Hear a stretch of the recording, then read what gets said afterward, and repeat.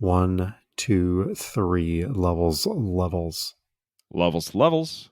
I said that slowly to match your pace. Anyway, yes, I can see your levels. They look good. Okay. Well, then let's just make this thing happen. Though last time we prayed it would all be okay. I got a lot of static for that episode. Oh, God. Well, at least you get rid of that early. Okay, we are all set up here. We are ready to record. Oh, yeah, that's right. You're on the road this week. Yeah, after you were on the road last week, now it's my turn this week. Wait, what do you mean your turn? Well, one of us needs to always be on the road. So that way, if anything happens, talking to Todd can continue. Like, you know how the president and the vice president can't ever be on the same plane? Because we can't be too careful. Okay, wait. You do realize that when we're both home, we're like 1,200 miles apart. So we don't need to travel to do some sort of designated survivor scenario. Wait, what? That Kevin? Kevin, give me a ticket home.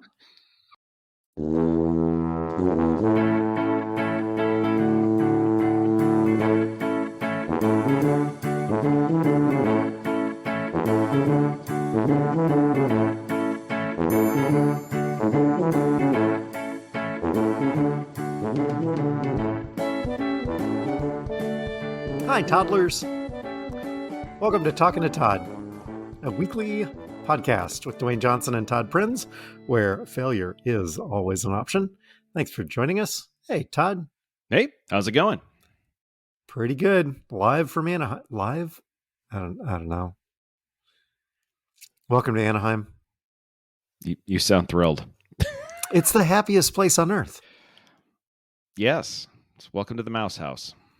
Although, if your hotel is calling itself the Mouse House, I would leave. I would go someplace else. That is not what you want to see on TripAdvisor or Yelp. There is a Chuck E. Cheese down the street. Is that close? I mean, technically Charles is a rat, so Mouse House would be inaccurate. Not wrong. We have covered that. Did you know this? It's not time for Todd ought to know, though I could play the music. No, don't. You said we're like 1,200 miles apart? Yes. Not right now. Right. A.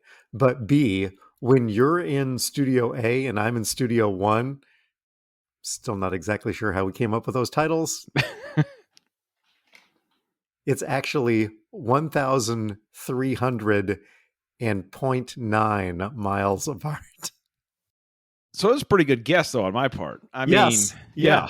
Yeah, you got to get, big credit there. Nice work.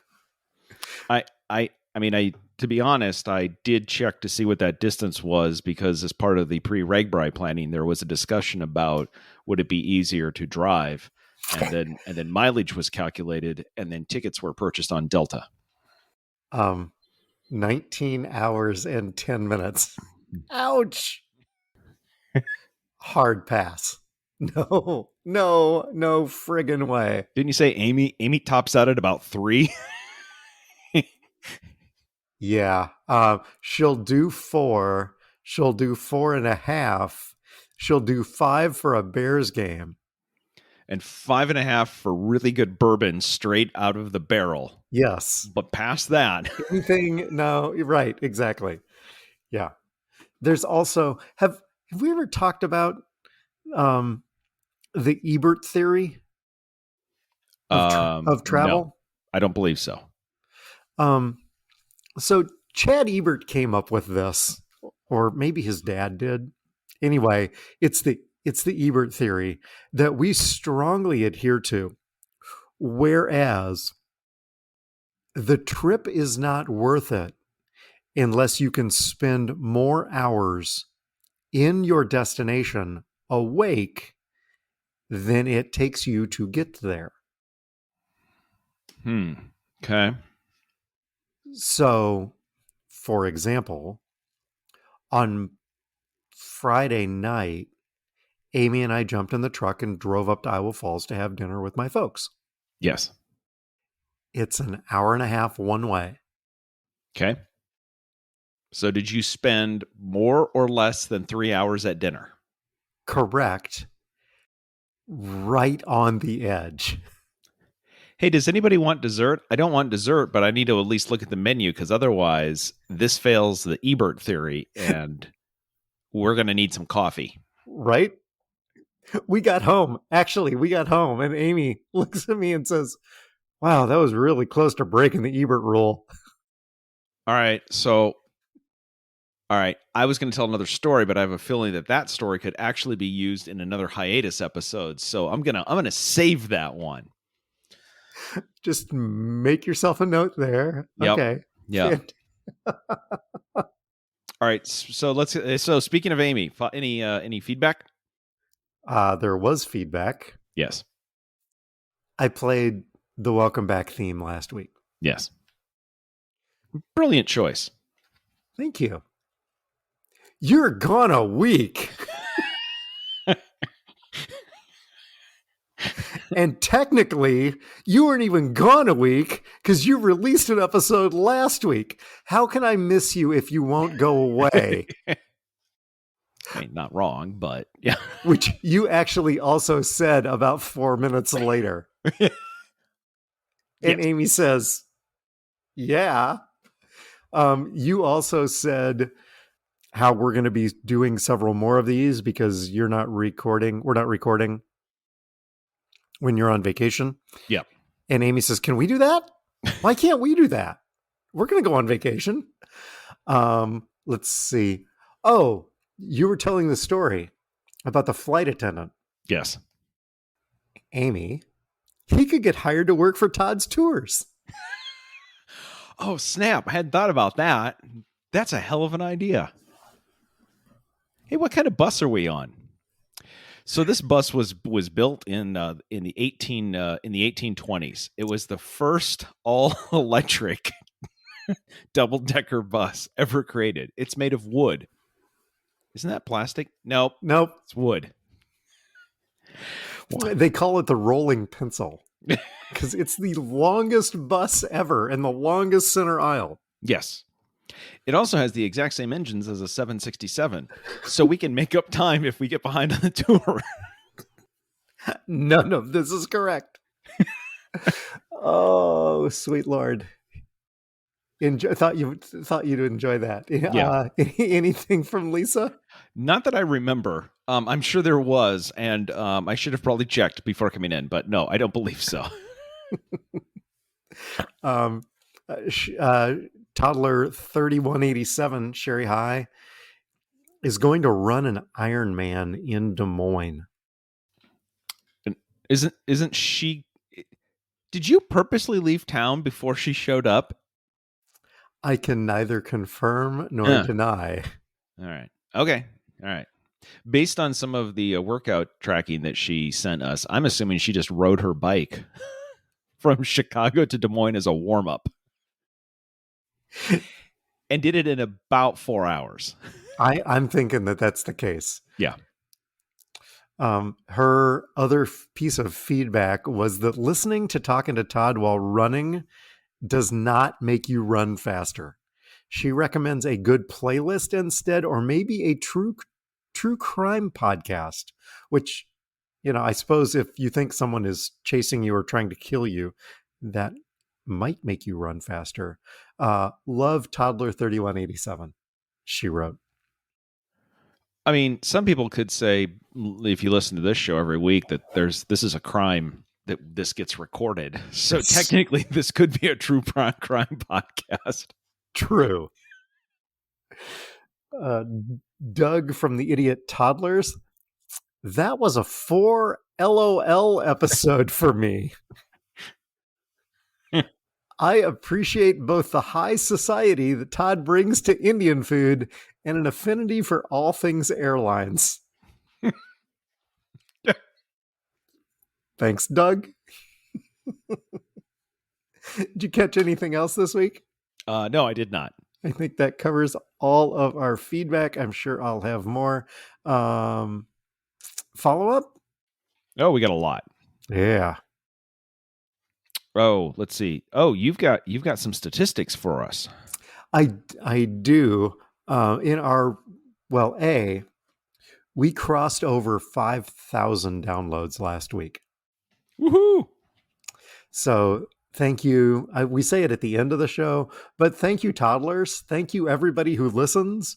Thank you, everyone who erroneously downloads. Thank you, everyone who gets a new piece of equipment and subscribes and downloads the last 40 episodes. We like you too. They all count. They all count. So I don't know. I know you spend a lot of time on YouTube. Do you subscribe to our podcast on YouTube? I didn't know our podcast was on YouTube. Even after you told me it was, I still didn't remember. So, no. Partially because I watch YouTube on a TV, and this is an audio podcast, but whatever. Don't need to go there.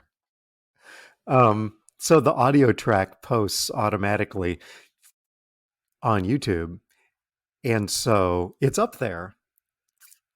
The episode that was Taylor Swift for Treasury Secretary, yes, now has 13 views on YouTube.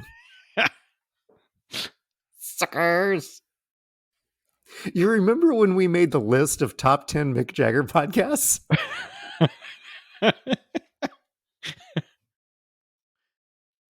I'm sensing a trend here.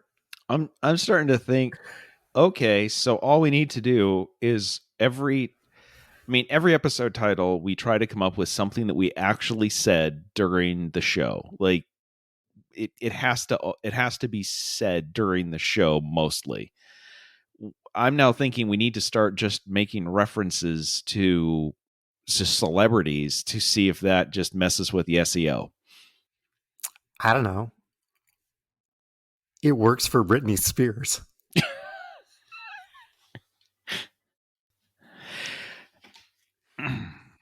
I like what you did there.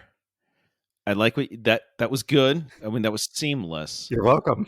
I think that's good. If we had to do that though, I think if you want to go down that route, it would be something closer to, hey, are we gonna have any Britney Spears content? I don't know. Are we gonna have to pay for it? No. It's free Britney.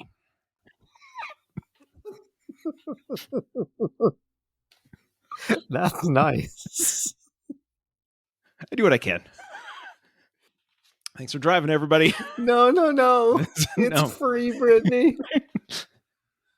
Oh my God, I'm crying. Let's see what else we got under here. Did you know that Angel Hernandez hasn't worked an MLB game since April 3rd? I think I'm just going to throw this out. I've realized now it's going to be very difficult for us to surprise each other on these kind of stories because we both read the Athletics Morning Digest most mornings. So you did know this. I did see that. Yes. Yeah. But it was 6 weeks before anybody realized. Yeah. Yeah. And they only realized because somebody was like, when's the last time Angel Hernandez missed a call? It seems like we've gone a long time. I will say this. I did see one article. One columnist said, okay, we can agree on a couple of things. Angel Hernandez is generally the worst major league. He's the worst umpire in Major League Baseball, statistically speaking. Just super bad. The columnist then did say he hasn't been in since April 3rd. MLB has no. I thought this was nice. The comment then was, I hope everything's okay with him. What we hope is that he's perfectly fine and perfectly healthy and that he has been suspended from his job because he's bad at his job and has been bad at his job for multiple decades. That's the best case scenario here. I was like, that's weird, but I agree with the sentiment. We wish him well, but not too well. We wish him well. We also wish him well away from the home plate. Enjoy retirement. Yes. Oh, the other thing that I brought, I don't know did you see that a sentencing we've covered this, well, for now almost a year. The fisherman in Ohio who cheated, okay, by stuffing fish and lead weights Yeah. into their catches. About a month ago, we said I think they pled guilty. Yes. So the sentencing came down. Did you see what they got? No, I did not. They got 10-day jail terms and the forfeiture of their $100,000 boat. What? Wow. Yes. Among other penalties, it included the forfeiture of their boat, which is valued at $100,000. Do you remember what the prize money was? I don't think it was won? I don't think it was. I think there were significantly less digits in the prize money. A singular less digit. It was about $28,000 worth of prizes if they had won the tournament. Yeah. So they have to pay a fine of $2,500, but half of that fine will be waived if they make a $1,250 donation to a nonprofit organization that promotes fishing with children. I'm assuming that promotes going fishing near children, not actually putting them out on. Yes. Okay. Yes. Yes. I'm just reading what NBC News wrote. Promotes fishing with children. There's about, so I'm glad this is the last time we're going to talk about this because Promise? Because what I'm telling you right now is there's like 6 things I have in my head around penalties and crime and civil forfeiture laws. This is this close to turning into both the other podcast and an episode of John Oliver. So anyway, I think they learned.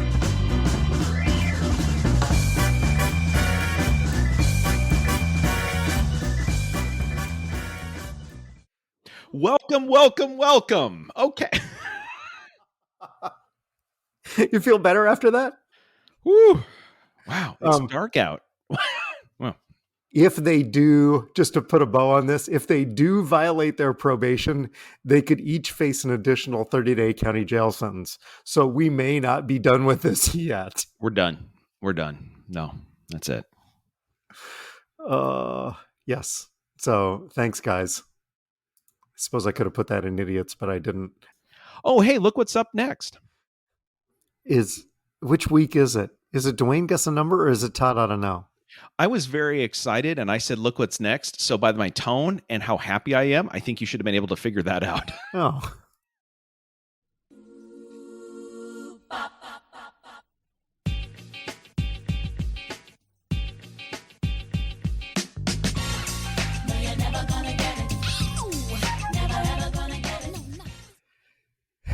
It's been over a month since we played America's favorite game. Okay, hit me. All right. I started using stuff that you had read, so it was very easy for you to get. So I've now learned my lesson. Also, Lisa doesn't like this segment. This one is she knows the number, however, because she was there when I learned the number. So I need something obscure that she knows that you don't. Dateline, London, England. Hello.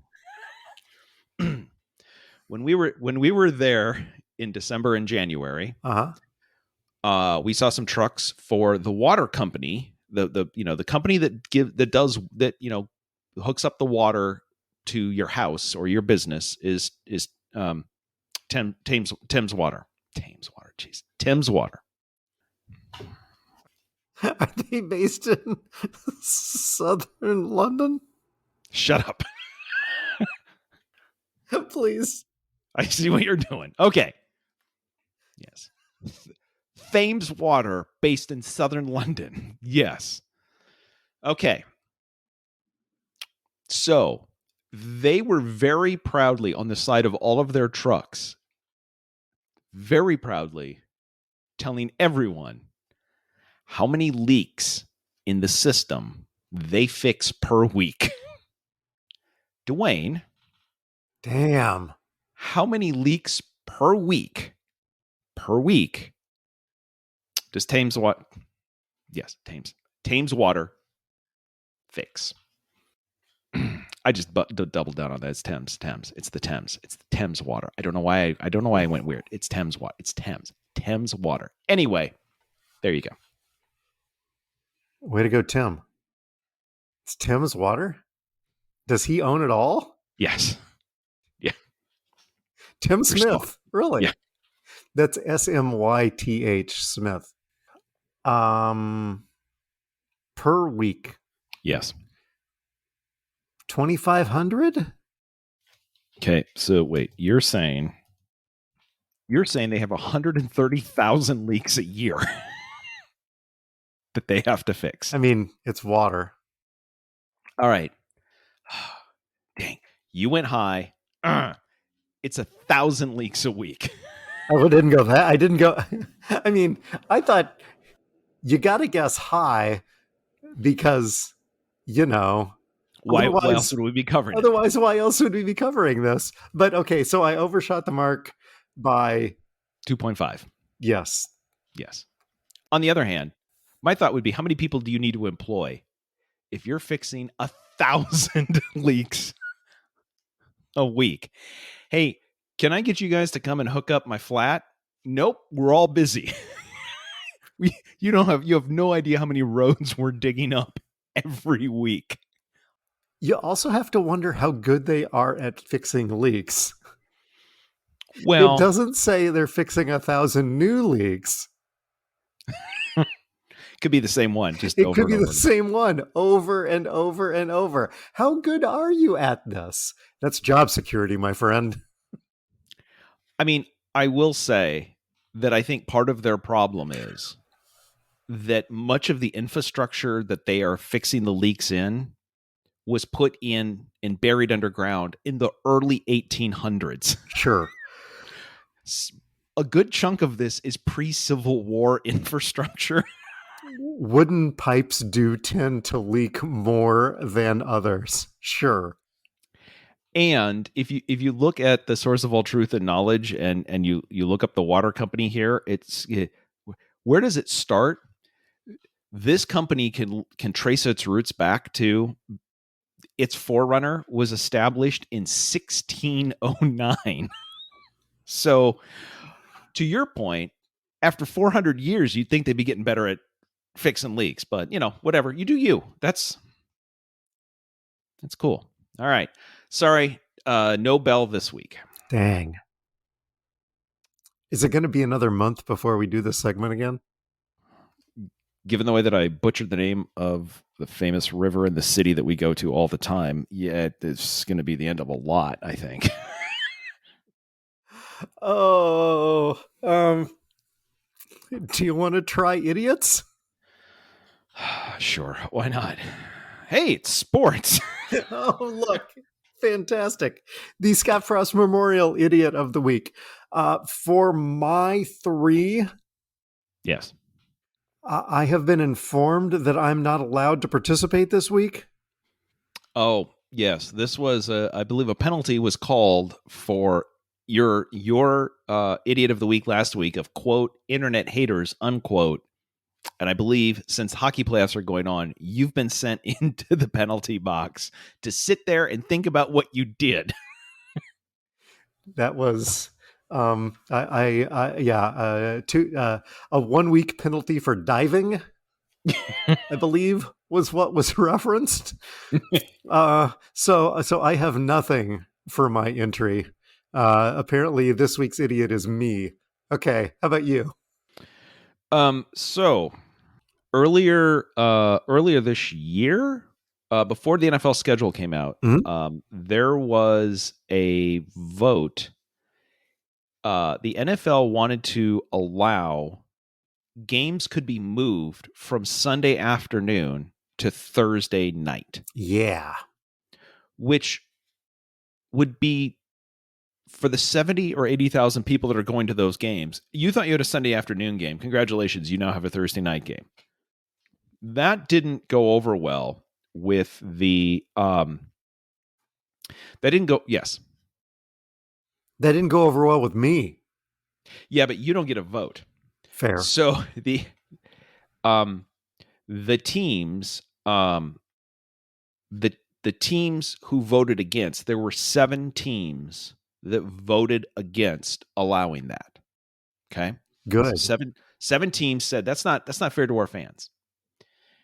As a consolation prize, the NFL also asked for that a team could play on a short week, so play on Sunday and then play again on Thursday. So with only the 4 days, technically 3 rest days in between.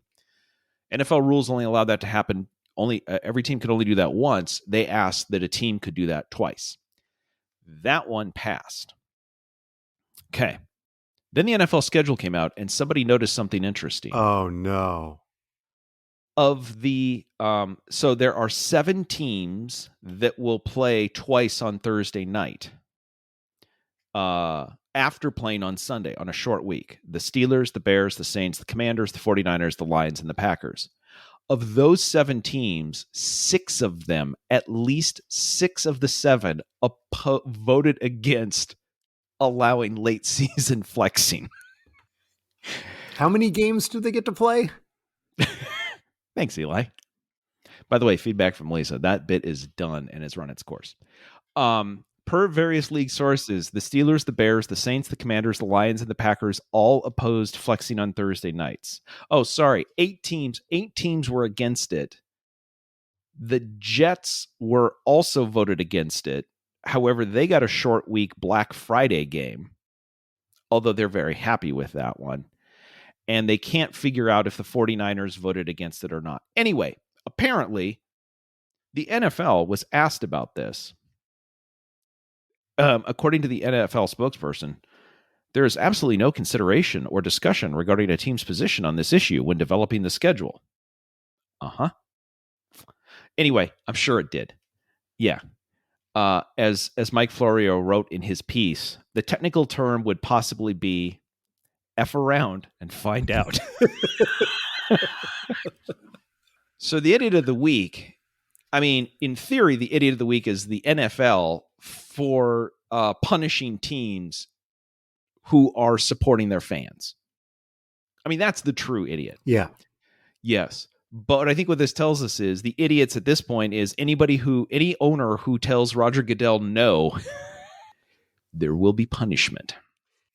As a fan and spouse of a season ticket holder who lives 5.5 hours away from the stadium, the current stadium, not the new stadium, if I'm planning on a trip or I have to, let's say I'm even further away and I buy plane tickets to come in for the weekend to see my team play, only to find out with less than what you get 10 days notice? I think 12, yeah. That I no longer have it's one thing to go from noon to 3:15 or even go from 3:15 to a 7:00 Sunday night game, right? Yes. I can live with that. I don't like it. I might have to change my flight home. But, for the most part, the local fans, fine, whatever. And the visiting team fans, screw them, right? Generically, that's the attitude, right? I worry about my fans. I don't worry about your fans. Yes. On the other hand, I would say this, by the way, just throw that out. At that point, you then ask the owner when they say, I don't care about the other team's fans. Then you say, isn't it though, when we gave you $500 million of taxpayer money to fund the stadium that you play in, and you get all the tax revenue and all the revenue, and you make all of your money? And didn't you point out that the reason why we should do that is because all of these fans from across the country will come in and spend money in our hotels and our restaurants? Wasn't that one of the reasons why we built this stadium for you? What? Next question, please. Yep. Sorry. Anybody want to talk about the logo? Boy, that Dan Snyder, thank goodness he doesn't own this team. No kidding. Can we talk about the Boston Bobcats? That's the football logo. They're awesome. Oh, that's not a thing. Anyway, there you go. So, yeah, don't mess with Roger Goodell because he will make your life miserable. And mine. Let's see. You are on the road this week. Any travel stories? Yeah, I hate Southwest Airlines. Okay. I mean, that was more of a statement than a story. When I went to Dallas 3 weeks ago during the last Southwest meltdown, Yes. I swore upon pain of death, little did I know, that it would be a cold day in hell before I flew Southwest Airlines again. I believe you even said that on this I podcast. believe that's correct. Yeah. And yet, Mere weeks later. thanks to the corporate machine that determines what airline I can fly, there was no way to avoid Southwest Airlines on this trip. So when Amy, bless her, dropped me off at the airport 2 hours before my flight, because I'm gone for 10 days and I'm checking a bag and this kind of stuff, I just wanted to make sure that I had plenty of time to check a bag, get through the line, all this stuff, right? Because normally I carry on, I walk straight to TSA, I don't worry about it. The line at Southwest in Des Moines to check your bag was 35 people deep. Mm. In Des Moines, that's a big line. Did they have 35 gate agents or ticketing agents ready to assist? Thanks, Eli. So I'm guessing that was less. That was less. Though, when the third agent eventually showed up, who they had to call for twice, the line did speed up. It did not, however, solve the problem that there were only 2 wheelchair runners for the entire airport, and there were 5 people waiting at the Southwest check-in desk waiting for those wheelchairs to come. They needed 5. They made 3 different announcements. We need 5 wheelchairs at the Southwest desk. And I learned, once I did manage to check my bag and get through TSA, when I got to my gate, there were already 4 people in wheelchairs waiting at my gate to get on my plane. The reason no one could come was because we don't have that many wheelchairs in the Des Moines airport. Yeah, we're all out. Yeah, that's about what we got. That's not a Southwest problem. That's a Des Moines International Airport problem. I like how you called out the international piece of the 4 wheelchair airport. I have a friend. Side note: I have a friend who works for TSA in the Des Moines airport. Yeah, his kid and my kid played soccer together for several years. We were soccer parents together, so I fly and I see him regularly. We still, make small talk as I'm coming through TSA. And he was stationed on the outside on Tuesday morning when I was flying out. So he's wandering around the Southwest gate and just trying to provide some assistance. And he comes over and we catch up a little bit. And he says, "Yeah, I'm really sorry about this. There's absolutely nothing we can do. We're wide open on my side. I got nothing." So then I asked him, just as long as we were standing around with nothing to do because my line wasn't moving, "How soon do you think, is there any plan to bring Clear to Des Moines?" And he says, "It's on our list. We'd really like to have them. They have upgraded," and you'll find out when you fly in, they have upgraded all of their equipment at TSA. They have top tier TSA screening equipment. It's It's pretty incredible, the investment that they've made. And Brian tells me, we're not a tier 1 facility, but we really want to be. And I said, I suppose based on traffic. He's like, more people fly through here than you would think for. Like, okay. Not to dismiss the Des Moines International Airport or the TSA there, but anyway, but I will absolutely dismiss Southwest Airlines at the Des Moines Airport. They need to up their game. All right, so I'm gonna throw out one Todd's top travel tip. This only works if in your checked luggage you don't have any liquids that would be more than the 3 ounces or more than the quart bag. If that's the case, you're gonna have to open up. You're just gonna have to pitch them and go buy new ones. What I'm going to say is you see a line of 35 people, you say, screw that. And you take your big suitcase and you go to TSA and you put that on the belt. And they're like, they're not going to let you on that plane. And you're like, look, scan it. Let me worry about it. Because they're not there to enforce luggage size. They're just there to scan it. So they scan it. And then you go to the gate. And then you go to the gate agent. And you're like, is there room in the overhead bin for this? And then she says, no, you need to check that. And it's like, What? Are you, what? Oh, my Lord. Matter of fact, don't even ask. Just roll on the plane with it and try to put it up. Then the flight attendant will come and they will gate check that for you to your final destination.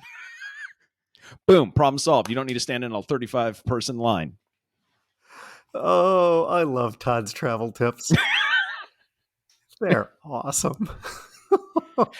Lisa's pointed this out because, the planes are so full right now. After, near the end of boarding, they're like, listen, if anybody wants to gate check their luggage for free because we're running out of bin space, just bring it up here and we'll put it in the hold and we'll go all the way through. And Lisa's like, at this point, if you fly on at Southwest, you get bags for free. If you fly on an airline that you have to pay for luggage, don't pay for luggage. Just put it in a carry-on, go up there, and then when they start asking for volunteers, go, I got one for you. Boom. Oh, watch anything good this week? There's quite a bit. After weeks of just kind of catching up, got some new stuff. RuPaul's All-Stars season 8 is back. So that's on Paramount Plus. Is it better than the other one, which we gave up on? Yes, it's back to Paramount Plus. It's back to there's mini challenge. There's time for stuff. It's back to the full length, and because it's on Paramount Plus, all the language is back too. So yes, it's back to normal Rue. I think the last season was just to make you feel like remember why you liked Rue because we took it away from you. Anyway, All Stars is back. It's good. We're back watching it. Also, along with that. And I don't think I've ever recommended this. So Rue also produces on YouTube. I believe it's also on Paramount Plus. I think it is on Paramount Plus, but we just watched it on YouTube. The Pit Stop, which is it is the chat after the show where 2 other drag queens recap the show and tell you what they think about everybody. Oh, I didn't like that. That was terrible, right? Like this Trixie's thing. Well, they have rotating hosts. So Trixie hosted for one season. Okay. Last season show, The Pit Stop was hosted by Bianca. Really good, like sharp, funny. Yeah. Bianca is also hosting this season. Okay. Yeah. So if you watch the show, there's other recap shows, but Pit Stop with Bianca is excellent. I guess in the same vein, Queer Eye is back on Netflix. How is that sort of in the same vein? Well, still watching a bunch of gay dudes, right? That's okay. Sure, yeah. I suppose. Pride, dude. Come on. It is. Is it Pride Month? No, not yet. I will recommend. They're in New Orleans this year. By the way, if you haven't watched Queer Eye, the reboot, there's 4 other seasons. It's It's a great show. It's one of the more uplifting shows on TV. There's just people there trying to help people. Like that's what it really comes down to. The Queer I'm gonna Eye reboot, is that where they focus on the shoe closet? I am going to recommend episode 1 of this season directly to you, Dwayne, for a very specific reason. So they're in New Orleans. Okay. You have told on this podcast how you have some responsibilities at trying to keep a fraternity house not burned down. Yes. Yes. They go to a fraternity house at the University of New Orleans. What I will tell you is the state you see it when they get there will make you feel so much better about you, the people that live in your fraternity house, life in general. You need to watch this because it's a Hoarders crossover on Queer Eye. Oh dear. Anyway, there's that. Okay. And then the last one we started watching last night, also on Netflix, we watched episode 1 of The Night Agent. So you don't have to remind me. Last night we're sitting on the couch and Lisa's like, I don't know, what do you want to watch? And I started going through the list of back catalog. No. I'm like, Night Agent? I don't know. Like, you're the one that recommended that through Dwayne. So anyway, we watched episode 1 of that. Have you watched it? I have, the entire thing. Okay. I will just say this. We were watching it. We were both in a little bit of a mood because it's sort of that, to really enjoy this, you got to let go of some pretty fundamental stuff of just, including this. Lisa's comment was, how did he get there so fast? Yes. He teleported. I don't know. Yes. Just go with it. Don't think too much about it. Yes. It's very James Bondy in yes. that respect. Yeah. I see what it's going to be. Just let it go. Right? Exactly. Yes. I mean, there's no space. You should be fine. Yeah. Yeah. It is what it is. I mean, it's kind of, based on it's kind of a 24-ish kind of thing. It is kind of a 24-ish. How did he get there so fast? He drove all the way across LA in literally 6 minutes. What? Right. And then I'm just going to throw this out. There's going to be no spoilers here, but we're also watching, obviously, Ted Lasso has to be watched. There's still some criticism about, Ted Lasso's lost its way or whatever. We've talked about this a little bit. And it's like, no. It's always been more than just this comedy or whatever. But at one point I saw some feedback the team had a reaction last week to some news that I read. Multiple things said, wouldn't it be really nice if that's the way a team would react to this news? But we all know it's not. It's just taking me out of the show. And I'm like, okay, so you're into season 3 of an American football coach and his assistant coach coaching a Premier League team. And you've bought into that premise. And you're like, that part I get. And then after 3 seasons of that and the coach talking about community and building up and everybody working together, you're like, but that doesn't seem realistic to me. Ugh. Anyway, enough about that. What are you watching? Similar to The Night Agent, this week we watched a limited series, apparently season 1, based on the cliffhanger at the end, of The Recruit, which is also on Netflix. Okay. And this is about a guy who's a lawyer at the CIA. Tough gig. Okay. And gets drawn into things in which he shouldn't be. There. I was just thinking, wait a minute. A lawyer, he gets drawn into things he shouldn't be. Oh, you mean like The Firm or The Pelican Brief? Or is this a Grisham thing? Entirely possible. I don't know who wrote this. I don't think it was Grisham. And there's also, there's the A story about him having to basically be the handler for an informant. But the B story is his colleagues, other lawyers at the CIA, who keep trying to undermine him because it's all about trying to get ahead internally. And so there's this underlying comedic line of how stupid these people are as they're trying to, climb over each other to keep the other person down while unintentionally shooting themselves in the foot. So it's The Firm meets The Office. Yes, kind of. Sort of, but not really. But that's the pitch meeting. And you got to be in a certain mood to be able to watch this. It's okay. I'm not going to say it's great. I'm not even going to say I recommend it. But if you've cleared out everything else on Netflix, it's on Netflix. If you already subscribe and you got nothing better to do, it's better than paying $5.95 a month for Peacock. Hey, that's where I watch my football. And apparently that one NFL wildcard game. Oh, did you learn anything?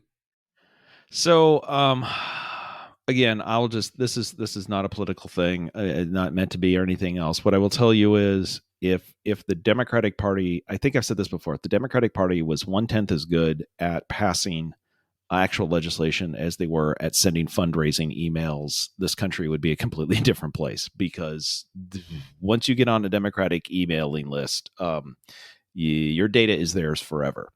I got yet another Democratic candidate sending me a list of running. I don't even know. Anyway, not here. And I hit unsubscribe as I do, and it said, whoa, wait, hold on. Not ready to unsubscribe completely? Actually, I am. Stay updated on the following topics. Okay. When you see that, like at a store, they're like, do you want our daily special, our weekly, our weekly special, the monthly? Yeah. Right. And I thought maybe it would be like, hey, do you just want updated on the campaign, or, do you want less or whatever? No, it's based on topics. Here's the topics I can choose from. Stay updated on the following topics: family, farm. That one's capitalized. Nothing else. Well, that one's capitalized. Goals, petition, Republicans, staff, survey, work, capitalized. And my favorite topic, jeez, long. Wait. This is what happens when you buy a crappy ChatGPT version and have it go look through all of your topics and say, would you like to stay updated on long? No, I wouldn't.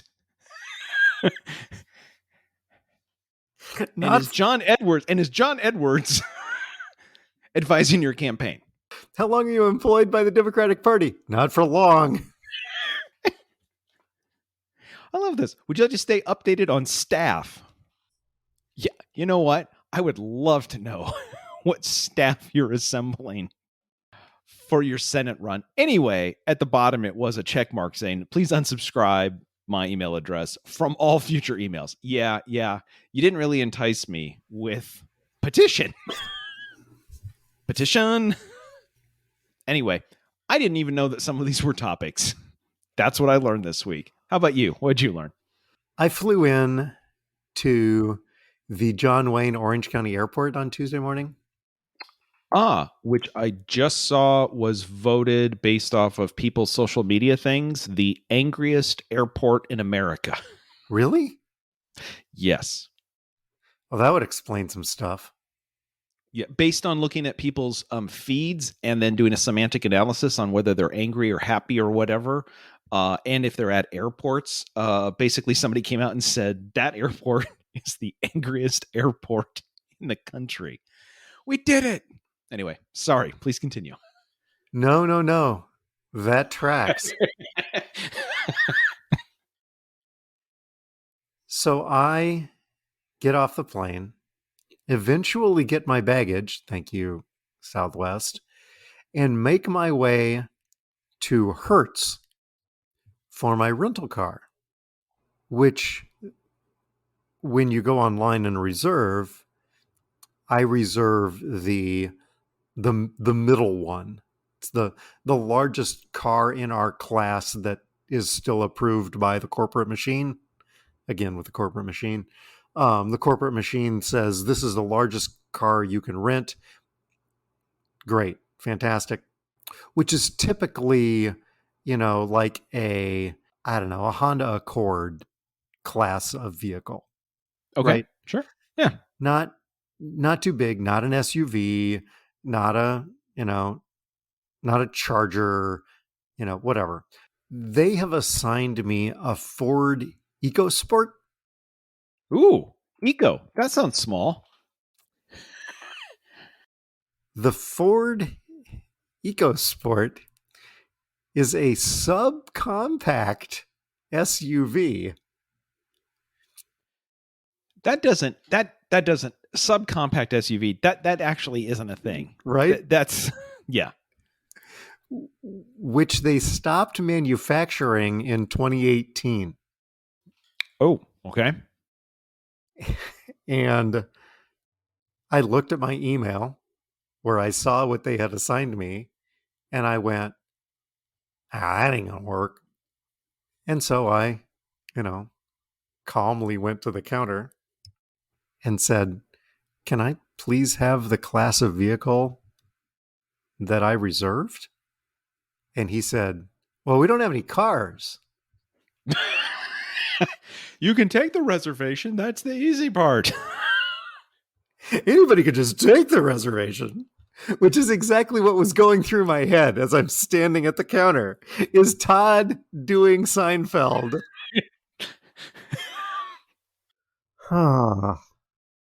What do you have? Well, I've got electric vehicles. I can give you a Chevy Bolt. That'd be fine. I've not driven one of those. I'm sure Ward would be excited. No, that's really not going to work for me. What do you have that's gas powered? Well, it's going to be 45 minutes. Because like I said, we don't have any cars. I said, what about all the cars that are sitting there? Well, those have already been assigned to people. Well, why couldn't you have assigned one of them to me instead of giving me the Ford EcoSport? I said in my kindest, gentlest voice. I'm sure. No, honestly, I did. I was very kind to the guy because he's in charge of giving me a car. Do not piss this guy off. Do you have anything? It's like, well, it's going to be 45 minutes. Let me see what I can do. Are you sure? Yeah, let me see what I can do. So he goes into the office and about 3 minutes later comes back with a set of keys. It's a Kia Forte. Yep. Which is kind of like a Honda Civic. Yes. Which is still better than an EcoSport. So I took it and ran. Technically, if you got the car, you didn't need to run. You should have just driven the car. I don't want to tell you how to do your business. Don't run, just drive. I took the keys and I sprinted to the car so that I could get in it before it got assigned to somebody else. The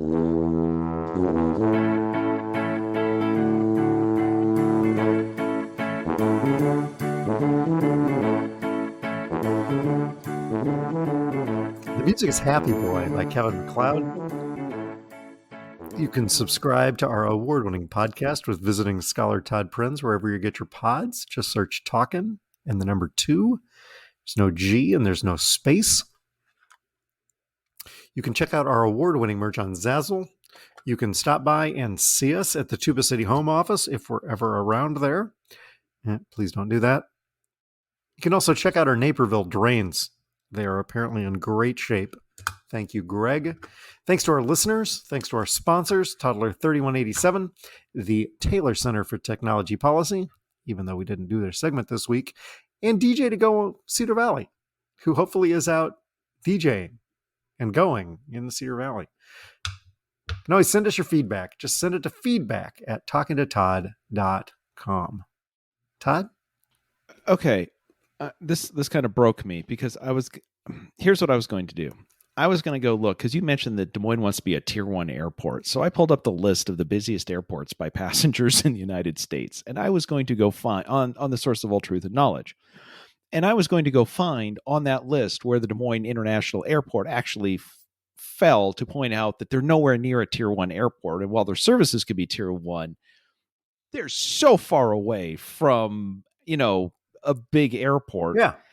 So I pull up, I go to Wikipedia and I pull up the list of the busiest airports in the United States, and I go through it and I start scrolling on down, and the list ends at 65, and Des Moines is not on it. And I'm like, see, gotcha. I wonder where it does fall. So then I go to on Wikipedia, Des Moines airports page, and I'm like, what's your passenger statistics? And the previous list I was looking at was 2021. They have from 13 to 2022. Anyway, I look at the 2022 numbers and go, wow, that's a pretty big number. I'm going to go look at that other list. So I look at the 2021 list, and it says, according to Wikipedia, 2.1 million passengers.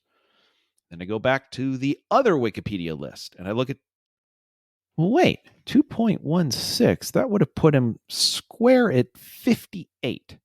Right behind Ted Stevens Anchorage International Airport, and right above Charleston International Air. And sorry, when you were doing the closing, I was literally thinking, I just found an error on Wikipedia. How do I got to submit a bug ticket or something? There's something wrong on the internet. I've got to fix it. This could take me a while. You might be able to get some help from Toddler -18, because if you remember, she knows about editing Wikipedia pages. I'm not editing it. We learned our valuable lesson. I'm not editing anything. My problem is that I need to correct Wikipedia, and my source is Wikipedia. That's the problem. Somebody's going to get into a fight. Excuse me, if you take a look at this Wikipedia page over here. Oh no, we don't. Wikipedia is not considered a primary source for Wikipedia. Oh my God. Can I talk to your manager? Yeah, he's working the counter at Hertz right now, but when he gets back, I'll let him know you've got a complaint. Oh, just sit back and watch the carnage. Oh, sweet Lord. Sounds like we're going to have stuff we need to clean up next week. Are you going to be home next week? I think it's still my turn. Okay. Because you're still, well, if Kevin can't get your flight rebooked, I'll probably need to be here. Okay. Well, that sounds like a plan. We'll be somewhere next week. We're talking to Todd.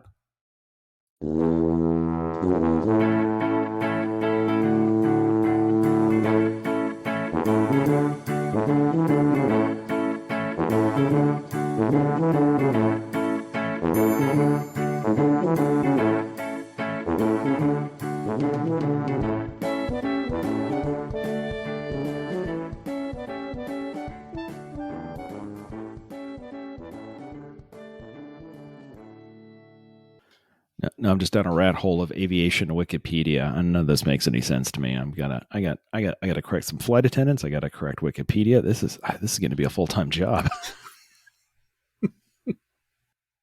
You let me know how that works out for you. Might have to record late next week. I got emails I got to send.